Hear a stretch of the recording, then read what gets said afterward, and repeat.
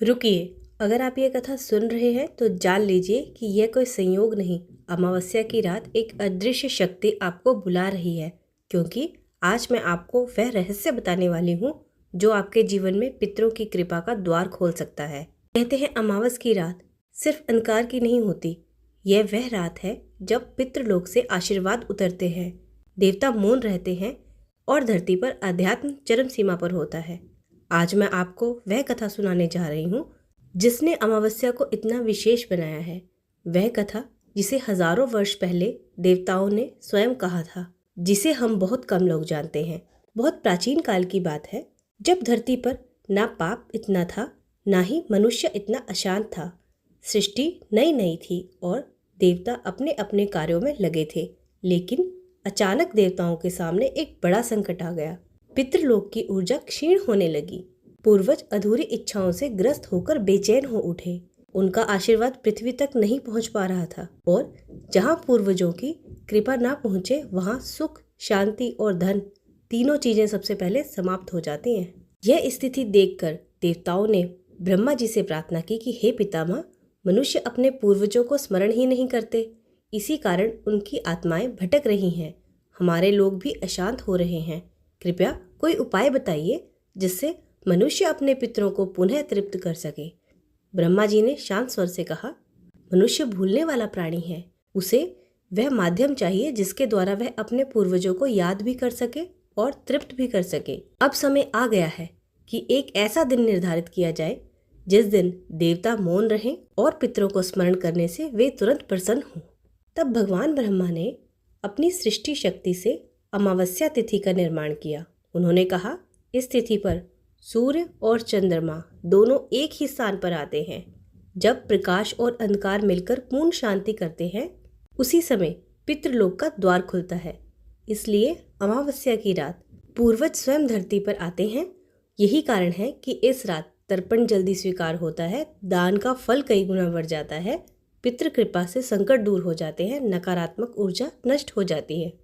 उसी समय पृथ्वी पर एक राजा होता था जिसका नाम था वीरकेतु। राजा बहुत तेजस्वी था, परंतु उसके जीवन में अचानक सब उल्टा होने लगा। धन समाप्त होने लगा, सैनिक मरने लगे और राजमहल में अशांति सी फैल गई। राजा समझ नहीं पाया कि क्या समस्या है। तब एक रात स्वप्न में उसके पिता प्रकट हुए और बोले, पुत्र, हमने तुझे जन्म दिया, पर तुमने हमें कभी जल नहीं दिया, कभी तर्पण नहीं किया, अतः हमारे आशीर्वाद के बिना तेरे राज्य में सौभाग्य हट गया है।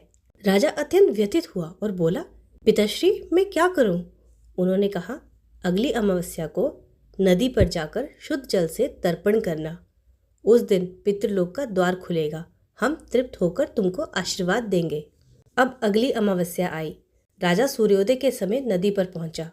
उसने तिल और पानी से तर्पण किया, दान दिया, दीप जलाए और पूर्वजों का स्मरण किया।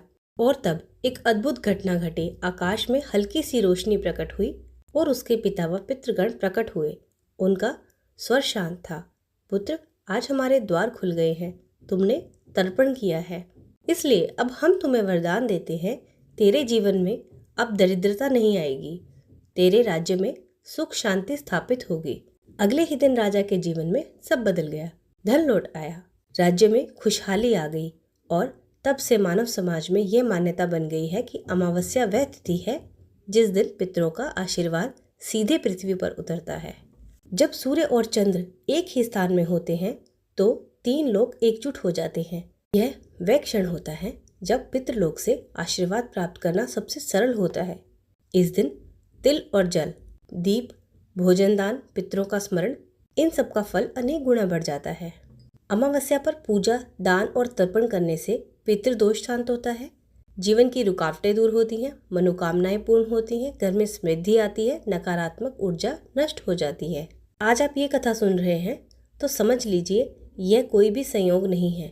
शायद आपके पितरों ने ही आपको यह सुनने की प्रेरणा दी है, क्योंकि जब पूर्वज प्रसन्न होते हैं तो उनका आशीर्वाद संतान के हर कदम पर साथ चलता है। अगली अमावस को एक दीप, थोड़ा जल और तिल, बस इतना कर देना और फिर देखना आपके जीवन के द्वार कैसे खुलते हैं। जय पितृदेव, जय श्री हरि।